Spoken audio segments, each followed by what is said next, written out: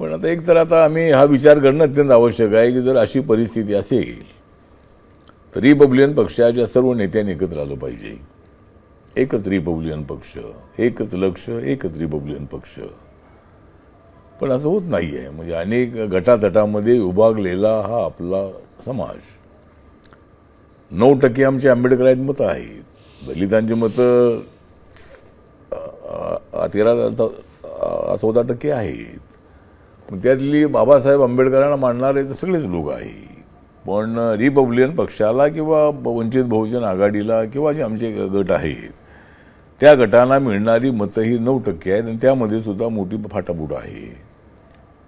तर त्यामुळं परिस्थिती अडचणीची आहे. पण तरीही देवेंद्र फडणवीस साहेबांनी आम्हाला त्यांची अडचण सांगितली की आम्हाला 90 जागा एकनाथ शिंदे साहेबांना द्याव्या लागल्या आणि शेवटी सुद्धा त्यांनी सांगितलं होतं की काय 7-7 जागा 7-8 जागेचा प्रयत्न करू, पण ते काही जमलं नाही. अनेक जागा न अलायन्समध्ये लढता माझा पक्ष असा एकदम असा राहिला. मी माझ्या पक्षाच्या वतीनं 73 लोकांचे अर्ज माझ्याकडे आले होते. त्याच्यामधले 39 लोकांनी फॉर्म भरले होते.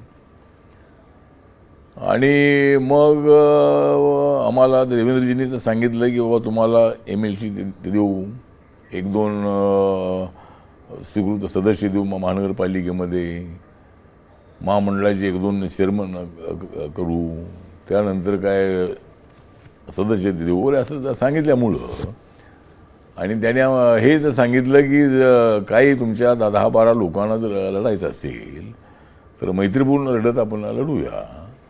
अशा पद्धतीनं मग आता आम्ही एकतर महायुतीच्या बाहेर पडून काही उपयोग नव्हता. महायुतीसोबत राहणं अत्यंत आवश्यक होतं. ते माझ्या मंत्रिपदासाठी म्हणून नव्हे.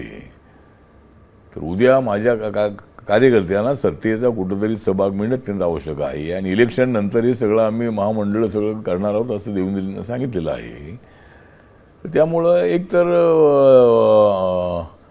12 ठिकाणी लढण्याची परवानगी त्यांनी दिली, बाकीची आश्वासनं त्यांनी दिली आणि त्यामुळं मी कार्यकर्त्यांसोबत बोललो आणि मग आता आम्ही महायुतीसोबत आहोत.